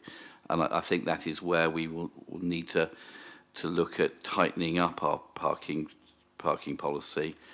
But we'll probably do it in a way that will upset government of whichever colour it is, because we will want more car parking because we're realistic, and ministers think if you don't provide car parking, people won't have cars, which is, they've tried before. John Prescott tried, and it was a total disaster. So I think I have huge sympathy for the people who come and spoken here today. The experience I have at Gladys Avenue is absolutely that there is a major problem, but I don't see a justifiable way of turning this down under the current planning regulations that we have and we have to work to. So I don't think I want to support this, I'm sorry to say, because I don't think this is right for the city. In that location, I think Hewitt Road was a different kettle of onions. But Gladys Avenue is a real problem already, and so I'm sorry, I won't be supporting this application, even though the government won't give me a good reason that I can justify to an inspector. But you're not proposing refusal? Okay. Well, to build on that, it's a fully compliant application before us. We've gone through the conversations previously this morning, so I shall move the officer's recommendation, and I'm looking for somebody to second. Councillor Smith, thank you. Okay, is there anything else? All right, okay, let's move to the vote. Those in favour, please indicate.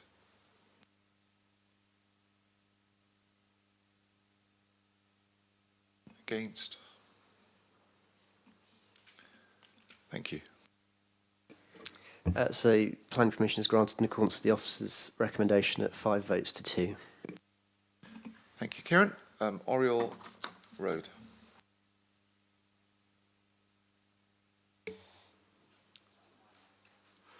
(49) Oriel Road. This is an application for the change of an existing HMO, a 6-bed HMO, to a 7-bed HMO, and consequently, officer's opinion that there is not a material change of use on its merits, so members will have to give any necessary consideration to that.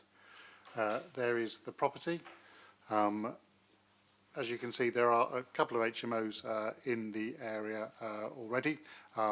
This doesn't add any HMOs, of course, so we are at and would remain at less than 6% mix of HMOs within the area. So the question is whether the additional occupation has any impact on amenity if a decision had been made that planning permission was required. There is the layout. You can see a fairly standard layout, if you will, for the HMOs we expect to see. That's the existing floor plans. That's the proposed floor plans. The eagle-eyed amongst you will see that obviously the lounge, so that's middle room, left image, and the adjacent bathroom accessible from the kitchen becomes bedroom 7, and that bathroom moved to being en suite. So that gives you your 7th bedroom. The living, all the bedrooms are over 10 square metres, and the living space is about 33 square metres, so a very generous combined living space compared to others that we would normally see, and obviously above our minimum requirements accordingly, with a low percentage of HMOs, no adverse impact on amenity, and an acceptable internal living environment. I've got some photos should members wish to see those. Don't think they really tell us much though, so I'll leave you back there. The recommendation is that planning permission be granted unconditionally, as it doesn't need planning permission, but members may want to come to a judgment. And of course I would just remind you, if planning permission is deemed to be needed, then the necessary standard conditions would end up needing to be imposed. Thank you, Ian. Mr. Adair, 6 minutes. Thank you, Chair. I was down for 2 deputations on properties almost in throwing distance of each other. So what applies on the first one that I've just already said applies to this one. All I really want to do is do a quick summary, not going to take up 6 minutes, but I just want to say that I've spoken to many, many people, and in areas which have the larger houses, such as Gladys Avenue, North End Avenue, these sort of surrounding roads, people are not just a little bit concerned, they are very, very worried that they see the relentless march of the HMO blighting, in their words, blighting their areas. They look with trepidation every time a house comes up for sale, and they wonder, is that going to become another HMO? And it's a genuine concern. And the worst thing is that in many, many cases, people say they feel powerless to stop the HMOs. They see, in their perception, they've got greedy property developers who have no interest in the areas, who just want to maximise the number of houses or number of people they can get into these houses, shoehorn as many people as they possibly can into these houses, with little regard to the people who actually live there, have their families there, live there and everything. And also they feel there's a tremendous impact on the local services. GPs, as we've heard, Portsmouth has, not an insufficient number of GPs, dentists. We've also heard about sewage. So there are really, really big concerns. And of course, the other major concern in Portsmouth, no matter where you go in the city, the number one issue that people raise is parking. And then HMOs come along, we've got upwards of 8 people moving into an area, and that presumably could bring another 8 cars. And this is 8 cars in addition to roads where people park in the evening and they don't dare leave their houses for fear that as soon as they pull out of their parking space, somebody's pulling in behind them, and they then have to go 2 or 3 miles away to find somewhere to park. So there is really a genuine concern that HMOs are having a major impact on communities, a very adverse impact. And of course, with that in mind, I'd move to reject this application. Thank you. Councillor Hunt. Yeah, I get it. I sense the committee here feels powerless. It's quite evident today, and as you say, Chair, you have to look at the application before you under the rules and the regulations, and you're stymied by this deregulation from this government. I'll be very careful not to wander, Kieran, into the politics of it all, but the context is that the committee is become, or has become, a rubber stamp for government policy around development because of its failure to build enough homes. In Portsmouth, of course, we are building homes, we know that. You've only got to look at Kingston Prison and other places around, including in Nelson Ward at the moment, up by the old cinema. So new homes are being built, but the scale of change is enormous. 1 in 10 houses will change to HMOs. And if, as some people are tempted to want to go down to 5%, that will push all of these HMOs further into Hilsea in particular and Copner, they will go up further and further much more quickly than now because the other areas will fill up more quickly. So what we're seeing around here now will soon move to other areas in the city. So I would ask the committee to look at this application in every detail. I know you do, and I'm enormously grateful that Councillor Vernon Jackson has stuck to his guns and made sure that all of these applications come here for you to look at. And sometimes you do find things that are not right because officers have missed them. That's inevitable, and you can look to reject them. But I also get concerned when you're told you've got to think about later on what might happen at appeal and you consider the costs. You know, my understanding is you shouldn't really consider that at all when you're making an objective decision about a planning application. And at this one at Oriel Road, I can tell you they are enormous houses. I know that because we used to live there. In a very large house. They are extremely big houses with very high ceilings unusually, and that's a problem because the developers are coming along and stripping everything out, gutting it, which is a great shame because it's ruining the character and the symmetry of streets.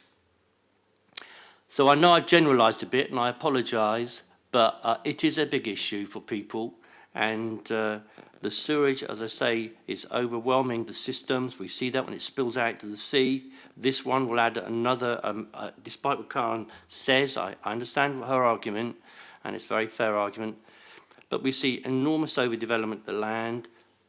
We see the backs going outwards and upwards all the time through permitted development, and we see the pressures on on-street parking. And this particular Oriel Road is parked nose to tail every night. You cannot get in. People park on double yellow lines all of the time and they suffer tickets as a result. So it's out of character with the surrounding area. There's a lack of GPs and access to dentists, and the vital infrastructure is just not there. The government's putting the cart before the horse and leaving you guys to take the rap. So I would ask you to throw it out. Thank you, Lord Mayor. Very good. Thank you, Chair. Just to emphasise on what I said previously, today over 50% applications are in the North City, but I also, back to what I said previously, up to 70% now of all HMO applications in the last 7 months have been in the north of the city. It's already moving up here. This is why 5% would actually be better, because some of the areas would already be complete of that 5%. This is absolutely an overdevelopment of this property. It also hasn't been managed overly well. Previously, there was a lot of crime that's happened from this house. That's one of the concerns that a lot of the residents of Oriel and surrounding are always mentioning when it comes to HMOs. If you've actually looked at the property, they can barely open the patio doors without hitting the back wall, which is not very good design either. I don't know how well that will erode over time.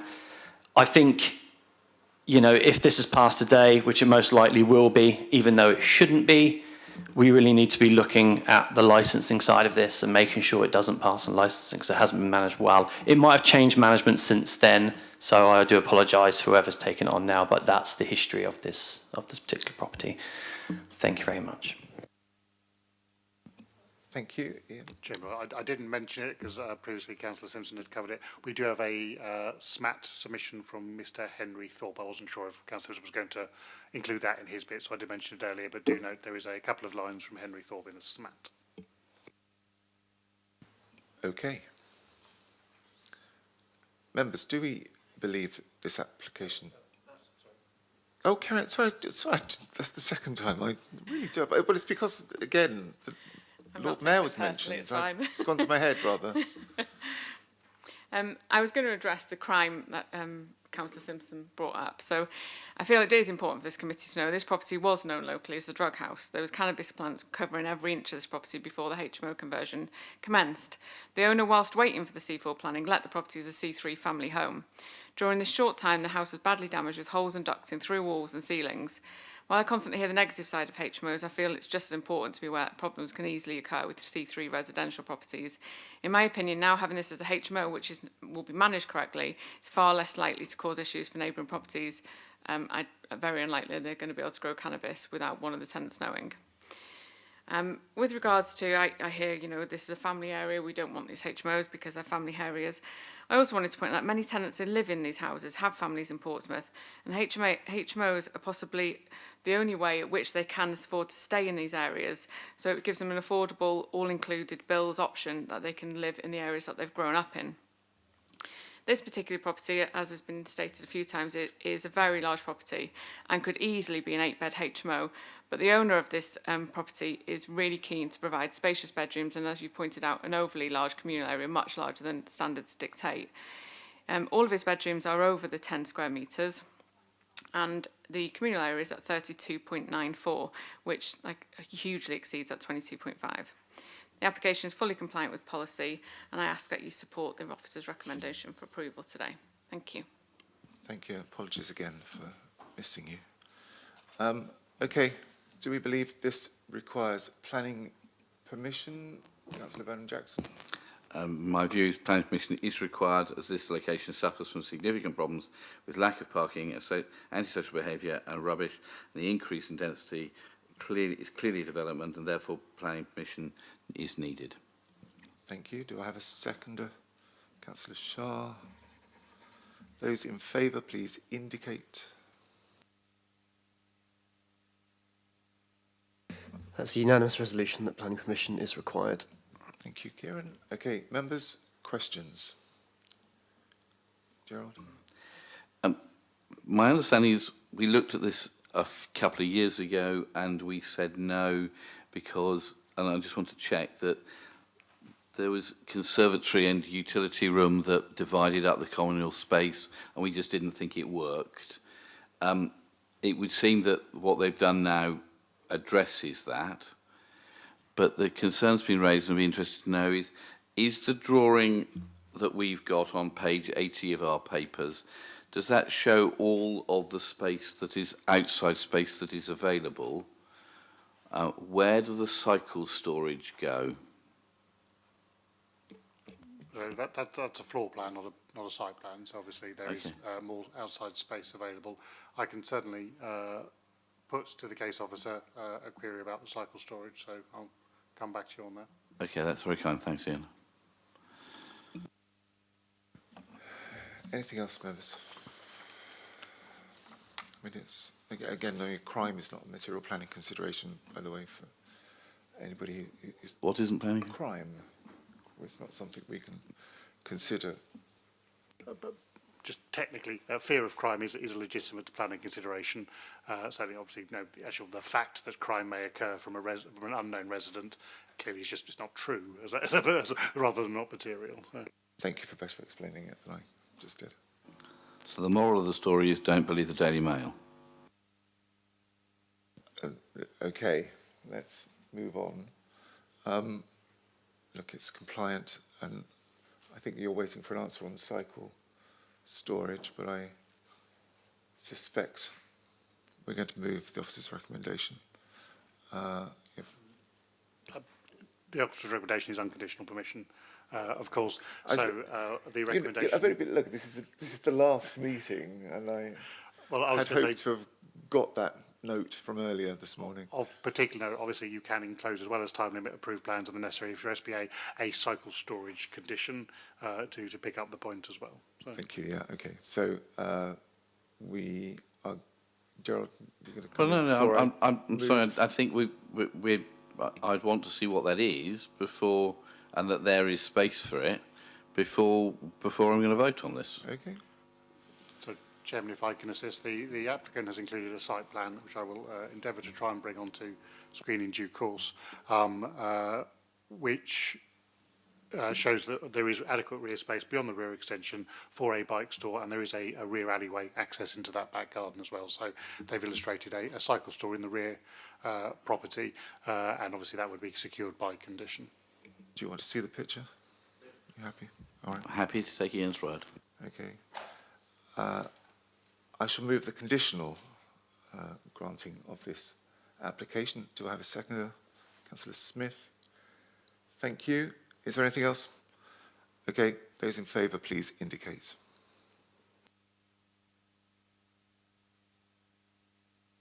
Against? I think that's it. So conditional planning permission is granted in accordance with the conditions referenced earlier. Chair, I'm very sorry, I'm going to need to abandon you now. Okay. My apologies. And I'm sure you were going to say it, but I will in front of you. This inevitably will be Councillor John Smith's last meeting of the Planning Committee, unless we have one next week. And we should record our thanks to him. Okay, thank you very much. And thank you for your service this year, Gerald. Let's move on to Margate Road.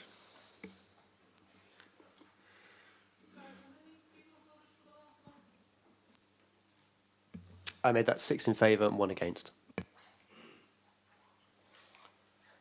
31 Margate Road. So again, this is an application. This is a change of use of a C4 dwelling house. In fact, its last use was a 5-bed dwelling house to a 7-bed dwelling house. Having examined it, we're satisfied that isn't a material change of use requiring plan permission. Members will have to come to their own judgment. There is the property. It is, as you can see, an area that is prolific with HMOs. Over 50% of the properties in the area are HMOs already, of course, including this one. So there is the existing floor plans. You can see a number of rooms annotated on there, and there are the proposed floor plans, 7 bedrooms and a kitchen dining space that comes down and wraps around. The kitchen dining space is therefore 41.5 square metres. It needs to be 34 because one of the bedrooms, bedroom 2 up there, is relatively small. That's under the 10 square metre requirement at 7.81 square metres. So it does require 34, but it has 41.5 square metres. It also has, you can see in the middle image there, a study room, an additional room there, 6 square metres, which is of course an additional amenity. Just for clarification, members, that study room at 6 square metres is too small to even be a single bedroom, 6.5 being the minimum requirement on that, so that's why that hasn't been sought, nor would it ever be licensed, I would hazard a guess, to be an additional bedroom. On that basis, while it is a HMO in an area that's already got a large number of HMOs, the additional 2 occupants compared to its previous occupation, it's had permitted development extensions obviously in recent years to get up to this scale, is considered to have no adverse impact on amenity, and should plan permission have been required, it is considered to be fully compliant with policy. We have again a SMAT, a couple of lines from Mr. Henry Thorpe to draw to your attention, and public speaking in this case just from the applicant over there.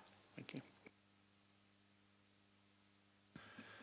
Carry on. I haven't forgotten you this time. The client for this property has a large number of student properties within Portsmouth, and he also employs local people to manage the portfolio. He provides high-end student living and has, like I say, a large portfolio, so he's knowledgeable and well-managed portfolio.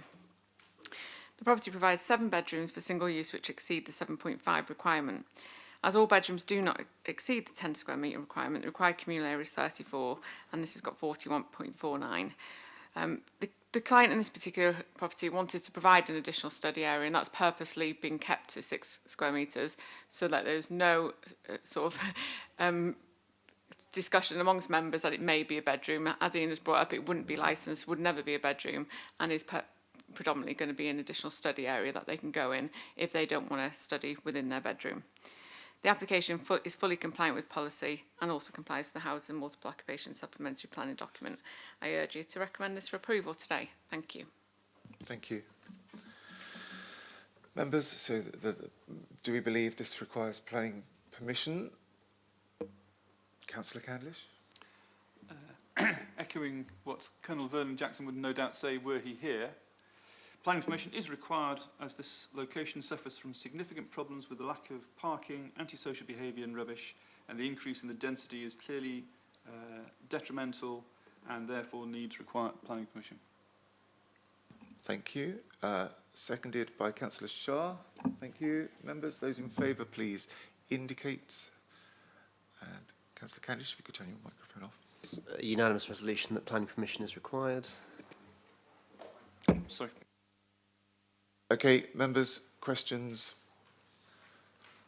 comments? We have to balance the smaller bedroom with the increased communal area, which we do often. Councillor Valley. I was just wondering, is it possible that the person who has the smallest bedroom has a study as well? To be told, that's not for us. Yeah, none of your business is the short answer. As the agent has suggested, obviously it would have been entirely possible for the design to have reduced that study or removed it and elongated that small bedroom into that space. They've made this choice to build it out as is. Obviously, in many ways, the person with the other people with a large bedroom have a lot of amenity, but the small person equally has more amenity than you'd usually expect. So it is a very good quality of amenity compared to other HMOs, and indeed far in excess. So no need to extraordinarily try to control the day-to-day living of individuals. Okay, well, I shall move a conditional permission for this application. Do I have a seconder? Councillor Valley, thank you very much. Would you just like to recite the conditions that you want? The usual conditions. I would assume that would be time limit, approved plans, and the necessary conditions and obligations for SPA. The usual conditions in this circumstance. Thank you. Members, anything else? Those in favour, please indicate. Against? Thank you. So the motion passes and planning permission is granted conditionally. That was 4 votes to 2. Thank you, Kieran. Members, the final application for this municipal year. Victoria Road North. Thank you, Chairman. 27 Victoria Road North. This is to change the use of a 6-bed to an 8-person HMO. Having reviewed the application on its merits, officers are satisfied that that change is not a material one, and plan permission is not required, and the condition is for unconditional. The recommendation is for unconditional plan permission. Accordingly, members will have to come to a judgment should they disagree. To take you through the plans, so this is an HMO that has been in use for quite some time, certainly change of use back in 2017 was the first one, and obviously there's been some changes to the building since then. A large property, as you can see. There's a few HMOs in the area. It's a relatively low density area, 5.2% is now and would be afterwards. Consequently, the increase in occupancy by 2 people has been considered and is not considered to be resulting in any material impact on amenity that would justify refusal on the balance of communities. That is the proposed ground floor plan. I would draw your attention to the basement, which actually does have a small external window in a light well and is furnished and is laid out. The case officer said that when he was there was a dining table in that space, so it is part of the amenity, but an unusual provision. 2 bedrooms on the ground floor and a kitchen and a very large utility room at the rear of the property. That is the proposed first and second floor plans. I would just draw your attention to the second floor plan and the SMAT. With my apologies, the incorrect second floor plan was included in page 92. You'll see in the incorrect plans, the bathroom is on the top left image, so top image, top left, was annotated as a study. That's now changed to a bathroom, and the bathroom that was on the top right was a available bathroom to all, has now been moved to become an ensuite for bedroom number 8 there. I will just, oh, there we go. So that's the 2 changes just to annotate for you, so you can see where those changes are from the SMAT drawing. So all the rooms stay the same, but an additional study room has now been refitted as a bathroom, as I say, so apologies for that error on the drawings. The application, so it's a large property, so some of these bedrooms are extraordinarily large, 22.7 square metres, for example, bedroom 1 there. But the layout is unusual in that they have a 12.6 metre kitchen and a 9.2 metre utility space.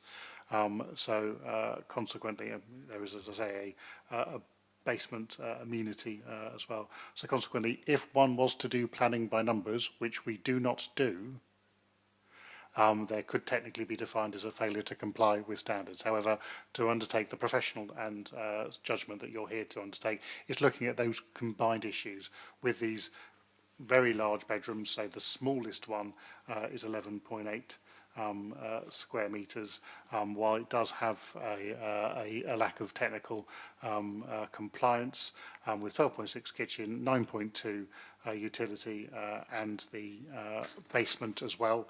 And I think I do have a photograph, just to not very clear of the basement, I think, but unfortunately, yeah, the top left image there is the basement window, so you can see it is a fully habitable room. It's not a dingy cellar. Apologies, there's no better imagery than that. But in those combined amenities, we are satisfied, as indeed is the private sector housing team. It has been licensed for some time for 8 people, that this is an appropriate living environment, and consequently the recommendation is to grant it because plan permission is not needed. But even if plan permission should for some reason be needed, then the scheme is overall considered to be compliant with the good standing of living required in PCS 23 and otherwise compliant with your mix and balance policy. There is no public speaking on this one. Thank you. Members, do we think this requires planning permission? Councillor Gadlish? So proposed, Chair. We Or have do to you need hear. full- We have to hear why you think it needs planning. Chair, I think this requires planning permission because this location suffers from significant problems with a lack of parking, antisocial behaviour and rubbish, and the increase in density is clearly development and therefore needs planning permission. Thank you very much. Or does Peter have a seconder? Councillor Shah, thank you. Okay, members, those in favour of the motion that this requires planning permission, please indicate. That's a unanimous motion that planning permission is required. Thank you. Members, any questions or comments on the application? We've heard the officer's recommendation is fully compliant, even though one of the space standards is slightly lacking. But we balance that against the overall scheme. Peter? Could we just briefly, very briefly, see the pictures again? Yeah, sure. The actual internal pictures.